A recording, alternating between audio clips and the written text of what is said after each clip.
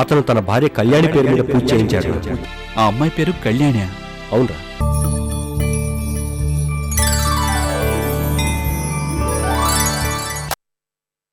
నువ్వు ఆవిడ పరిస్థితిని అర్థం చేసుకున్నట్టే రఘురామ్ గారు కూడా నా పరిస్థితిని అర్థం చేసుకున్నారు కాబట్టి గుళ్ళో అర్చన జరిపించేటప్పుడు కళ్యాణి పేరు మీద అర్చన జరిపించండి అని చెప్పి ఆయన సంస్కారాన్ని చాటుకున్నారు.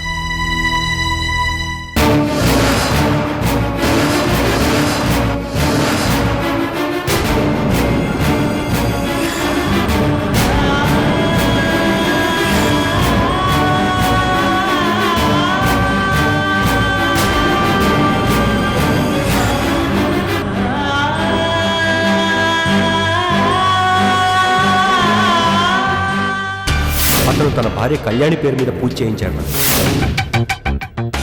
అర్చన జరిపించేటప్పుడు కళ్యాణి పేరు మీద అర్చన జరిపించండి అని చెప్పి ఆయన సంస్కారాన్ని చాటుకున్నారు.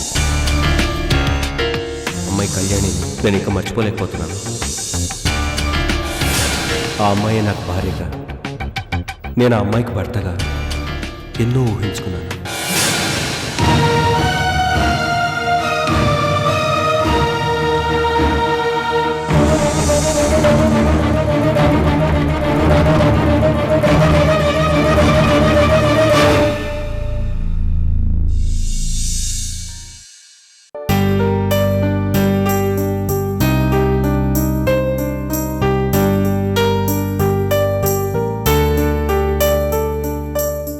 అక్క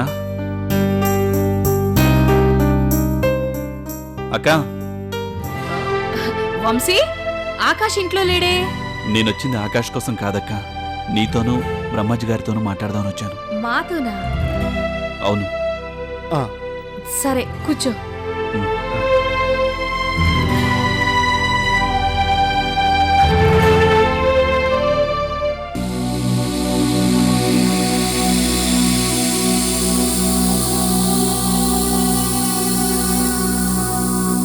చెప్పు వంశీ. అదే అక్క, ఆకాష్ పెళ్లి ఎలా ఆగిపోయిందో తెలుసుకుందామని. మా తమ్ముడు నువ్వు ఫ్రెండ్సే కదా, వాడు నీతో ఏమీ చెప్పలేదా? నేను కూడా వాడిని 2-3 సార్లు అడిగాను, కానీ అడిగిన ప్రతిసారి చెప్పడం ఇష్టం లేదన్నట్టుగా టాపిక్ మార్చేసేవాడు. సరే, వాడిని ఇంకా ఇబ్బంది పెట్టడం ఎందుకని నేను అడగలేదు. జరిగిపోయిన బ్యాడ్ ఇన్సిడెంట్స్ గురించి గుర్తు చేసుకున్నా, ఒకరికి చెప్పినా బాధపడుతూ టైం వేస్ట్ చేసుకోవడం తప్ప ఇంకే ఉపయోగమూ ఉండదు. అందుకే చెప్పుండడు. అయినా ఇప్పుడు ఆ విషయం గురించి మమ్మల్ని అడిగి తెలుసుకోవాల్సిన అవసరం ఏమొచ్చింది వంశీ? అది ఒక ఫ్రెండ్గా తెలుసుకోవడంలో తప్పులేదు కదా అని. దీంట్లో దాచుకోవడానికి ఏముంది వంశీ?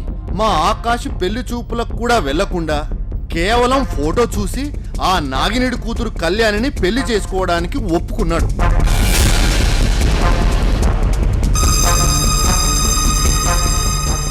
తీరా ఆ కళ్యాణివే చేసుకోకుండా ఎవరితోనో లేచిపోయింది.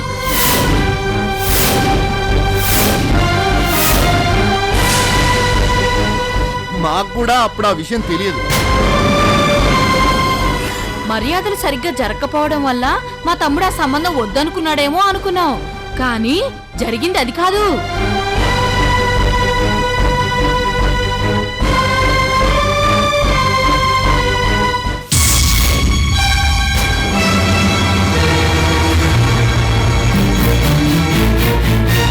చచ్చిన మనుషుల్ని సమాధి చేస్తారు గాని చావులేని నిజాన్ని ఎవ్వరూ సమాధి చేయలేరు కదా. ఆ తర్వాత ఊరి జనం చెవులు కొరుక్కుంటుంటే పెళ్లి కూతురు లేచిపోయిందన్న నిజం మాకు తెలిసింది. ఆ లేచిపోయిన అమ్మాయి పరువు కాపాడడానికే మా తమ్ముడు కావాలని గొడవ పెట్టుకుని ఆ పెళ్లి ఆపాడన్న నిజం కూడా తెలిసింది.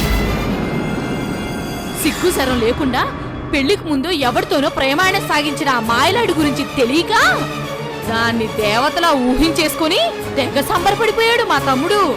ఆ దరిద్రపు కొట్టుది ఎవరినో ప్రేమిస్తున్నానని వాళ్ళ ఇంట్లో వాళ్ళకి చెప్పుంటే మా తమ్ముడు పరిస్థితి ఇలా అయ్యుండేదే కాదు.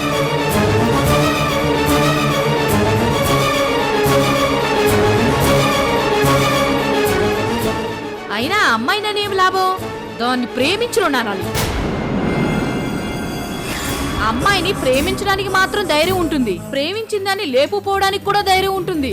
కానీ మీ అమ్మాయిని ప్రేమిస్తున్నాను, పెళ్లి చేసుకుంటాను అని పిల్ల తల్లిదండ్రులతో చెప్పడానికి మాత్రం ధైర్యం ఉండదు. అలాంటి వెధవల్ని ఏం చేసినా తప్పులేదు. లేపుకెళ్ళిన వాడికి బుద్ధి లేకపోయినా వెళ్ళిపోయిన దానికైనా బుద్ధి ఉండాలి కదా. దాని ప్రేమ కోసం ఇంటి పరువును బజార్కి ఇచ్చింది, ఆ దిక్కుమాలింది.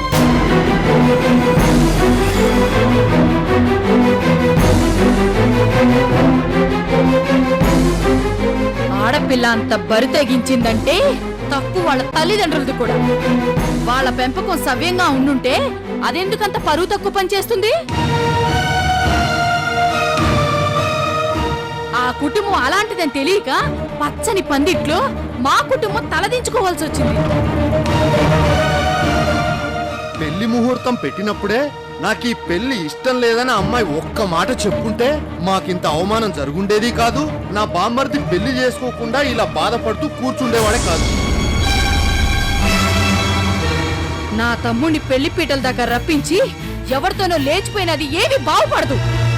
మా ఉసురు తగిలి దాని జీవితంలో సుఖం అనేది లేకుండా పోతుంది.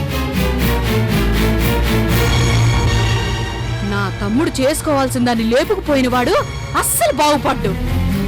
ఎవరికి చెప్పుకోలేనన్ని కష్టాలు అనుభవిస్తాడు యాదవ.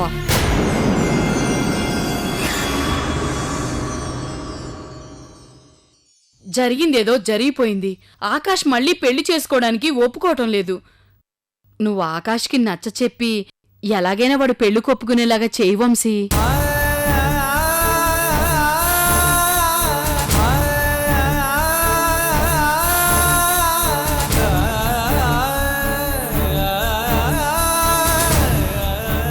ప్రయత్నిస్తాను.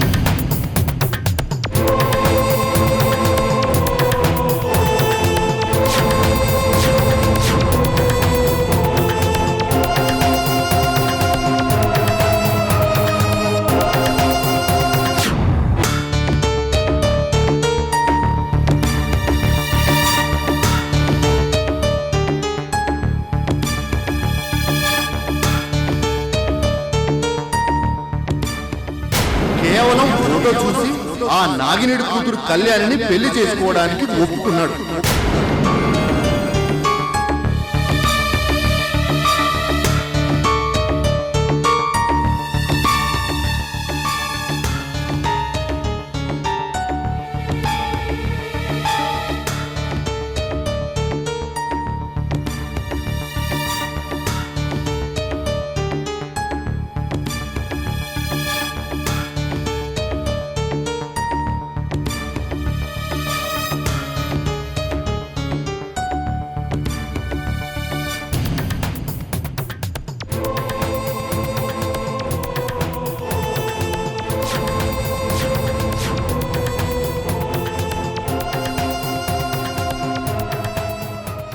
ఏ ఫ్రెండ్ అయితే నీకు జీవితాన్ని ఇచ్చాడన్నావో, ఏ ఫ్రెండ్ అయితే నీకు దేవుడి కన్నా గొప్పవాడన్నావో, ఏ ఫ్రెండ్ కోసం ప్రాణాలైనా ఇస్తానన్నావో, ఏ ఫ్రెండ్కైతే జీవితాంతం కృతజ్ఞతగా ఉండాలనుకున్నావో, అలాంటి ఫ్రెండ్కే అన్యాయం చేశావు కదరా నువ్వు.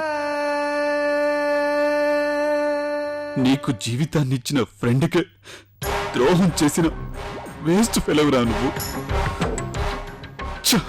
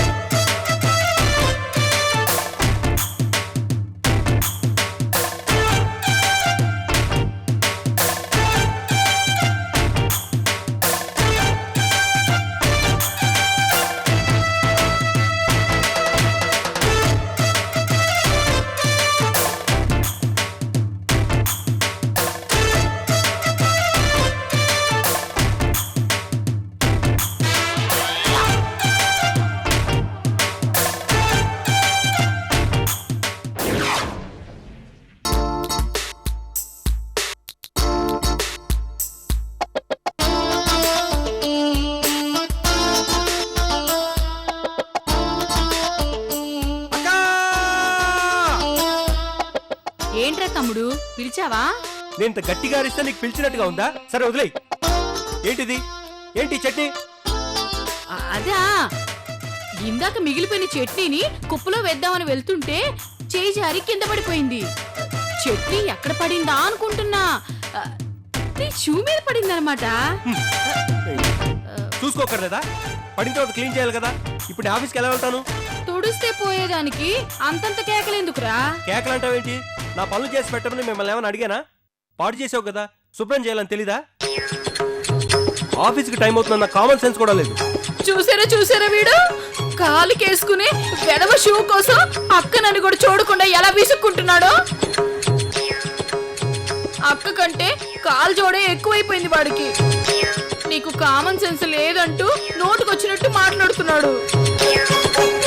మన పెళ్ళై ఎన్ని సంవత్సరాలైంది, మీరు ఎప్పుడైనా నన్ను తిట్టారా? నా మీద అరిచారా? నన్ను కోపడ్డారా? చెప్పండి. నీ మీద నేను కోపడ్డావా? అంత సీను నువ్వు నాకు ఎప్పుడు ఇచ్చావని? నా మొగుడి పోస్టుకి నిన్ను కోపడేంత అదృష్టం నాకు లేదే. చిరాకు పడితే చాలు చెరుగ్గడను నవ్వులి పిప్పి చేసినట్టుగా చూస్తూ ఉంటావు. ఒకసారి అరిచిన పాపానికి వంటగదిలోని సామాన్లన్నీ నా మీదకు విసిరేశావు. అయినా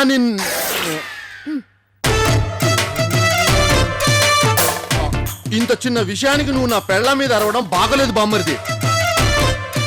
నువ్వు నోటుకొచ్చిందల్లా మాట్లాడడానికి, చిరాకు పడ్డానికి నేనేం నీ పెళ్ళాన్ని కాదు, తోడబుట్టిన అక్కని. నీ పెళ్ళాం మీద వేయాల్సిన కేకలు నా మీద వేస్తావే? అయినా ఇలా అక్కల మీద పెళ్ళాల మీద అరవకూడదు బామ్మర్ది. ఆడవాళ్ళంటే ఎవరు? జన్మనిచ్చిన అమ్మలు.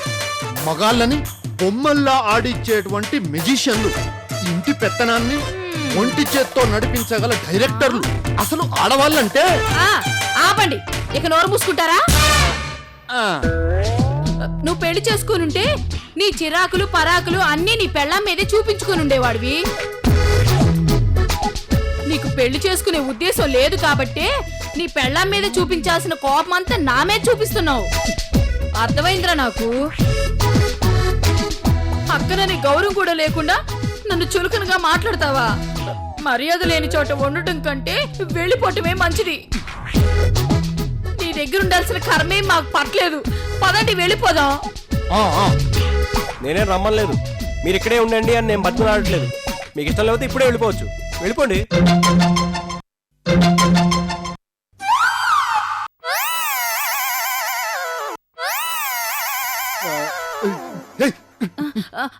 తమ్ముడు, తమ్ముడు, మేము వెళ్ళిపోతామని ఎలా అనుకున్నావురా? నువ్వు పొమ్మంటే పోవడానికి, వెళ్ళమంటే వెళ్ళడానికి నేనేం పని మనిషిని కాదురా, నీ అక్కనరా. నువ్వు రావద్దన్నా వస్తాను, ఉండొద్దన్నా ఉంటాను. ఆ హక్కు నాకుందిరా. నీ సంపాదన తేరగా కూర్చొని తినడానికి మేము ఇక్కడికి రాలేదురా. నీకెలాగైనా పెళ్లి చేద్దామని ఇక్కడికి వచ్చాం. నీ పెళ్లి జరగకుండా మేము ఇక్కడి నుంచి వెళ్ళాం. మీరు ఎందుకు వచ్చారు అనేది నాకు అనవసరం. మీరు ఎంత చెప్పినా ఏం చేసినా నేను ఇప్పుడు పెళ్లి చేసుకోను. నువ్వు చేసుకునేంత వరకు మేము ఇక్కడి నుంచి వెళ్ళాం. నీ చేత 3 ముళ్ళు వేయించే తీరుతాం. జరగని వాటి గురించి ఎంత ఆలోచించినా వేస్ట్. ఏదో ఒకటి చేసి వీడి మనసు మార్చొచ్చు అనుకున్నాం. వీడి పద్ధతి చూస్తుంటే మనం వేసే డ్రామాలన్నీ వేస్టే. స్ట్రైట్ గా క్లైమాక్స్కి వెళ్ళిపోవాల్సిందే. నేను చెప్పినట్టు చేయండి. ఏంటి?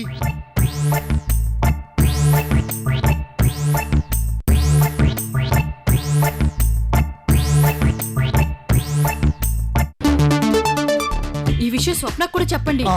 సుకుమారి, నీ తమ్ముడి పెళ్ళయ్యేంత వరకు ఇక్కడి నుంచి వెళ్ళనని చెప్పి చాలా మంచి పని చేశావు. పెళ్ళైతే మనకు ఆడపడుచు లాంఛనాలు వస్తాయి.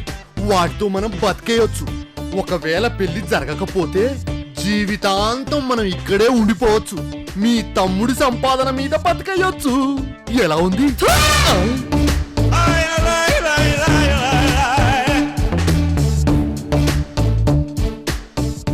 నాలాంటి పనిలేని మొగుళ్ళు పెళ్ళాలు చీ అన్నా ఫూ అన్నా ఫీల్ అవ్వకూడదు. లైట్ తీసుకుంటేనే హ్యాపీగా ఉండగలం. So I don't feel. ఓహో,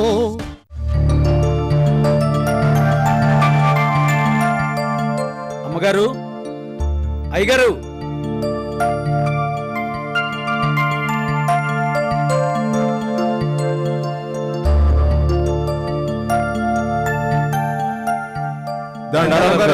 నమస్కారం. ఏమంజయ్య, ఇప్పుడు నీ ఆరోగ్యం ఎలా ఉంది? పొలం పనులన్నీ చేసుకోగలుగుతున్నావా? చేసుకోగలుగుతున్నానమ్మా. చాలా సంతోషం. రాములు, నీ పిల్లలు బాగా చదువుతున్నారా? బాగా చదువుతున్నారమ్మా. ఫీజులు కట్టింది మీరే కదమ్మా. మీ దయ వల్ల చక్కగా చదువుతున్నారమ్మా. ఇంకా బాగా చదువుకుని స్కాలర్షిప్ తెప్పించుకోమని చెప్పు, సరేనా? ఏం నాయుడు, మీ అమ్మాయికి ఆడబిడ్డ మగబిడ్డ? ఆడబిడ్డమ్మా. అప్పుడే తాతయ్య అయిపోయావన్నమాట. ఏం పేరు పెట్టావు? నా బిడ్డకు పెళ్లి చేసింది మీరే కదమ్మా. అందుకే నా మనవరాలకి మీ పేరే పెట్టుకున్నాను. అమ్మా, ఆనవాయితీ ప్రకారం ప్రతి ఏటా పండిన తొలి పంట మన ఊరి గుడిలో ఉన్న అమ్మవారికి, ఆ తర్వాత మీకు ఇవ్వడం రివాజు కదమ్మా. అందుకే మీకు ఇవ్వడానికి వచ్చాం. నేను ఊర్లో లేకపోయినా నన్ను గుర్తు పెట్టుకుని మరీ అంత దూరం నుంచి వచ్చారంటే చాలా సంతోషంగా ఉంది. మనుషులు దూరంగా ఉన్నంత మాత్రం అభిమానాలు తగ్గిపోతాయేంటమ్మా? మీరెక్కడున్నా మా గుండెల్లో ఉంటారమ్మా. అక్కడ పెట్టండి. ఇదిగోనమ్మా. పెట్టు నాయుడు. ఇవిగోనమ్మా మా తోటలో పడిన మామిడి పళ్ళు. ఇదిగో అమ్మా, డబ్బులు తీసుకోండి. ఆ, కళ్యాణి, కళ్యాణి,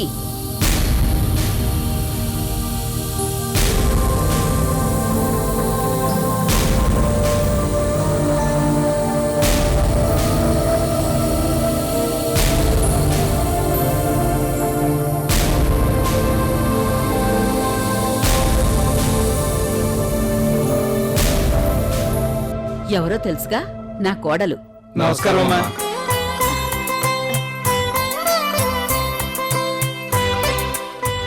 ఇన్ని సంవత్సరాల నుంచి మీరు నాకిస్తున్న గౌరవం ఇక నుంచి నా కోడలు కళ్యాణికి ఇవ్వాలి. అట్టాగేనమ్మా. మీ మర్యాదలతో పాటు మీ ఆశీస్సులు కూడా నా కోడలికి కావాలి. నా తర్వాత నా హోదా, నా పెద్దరికం నా కోడల్దే కదా. అందుకే నా స్థానంలో నా కోడల్ని ఇప్పటినుంచే చూసుకుంటున్నాను. ఆ డబ్బులు కోడలికి ఇవ్వండి. తీసుకోండమ్మా.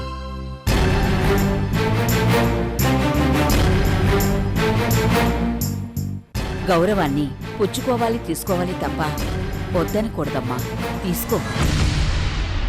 తీసుకో అమ్మా.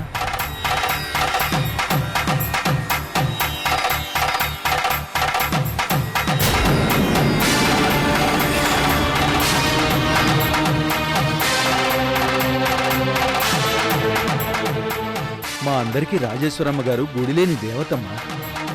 దేవత స్థానంలో మీరున్నందుకు మాకు సంతోషంగా ఉంది.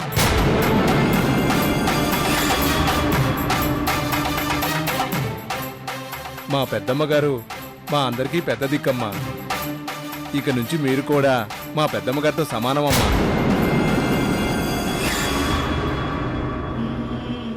కళ్యాణి, గ్రామంలో నాకున్న పెద్దరికాన్ని, బాధ్యతని నీ చేతుల్లో పెట్టాక నా మనసు ఎంతో తేలిగ్గా, ఆనందంగా ఉంది.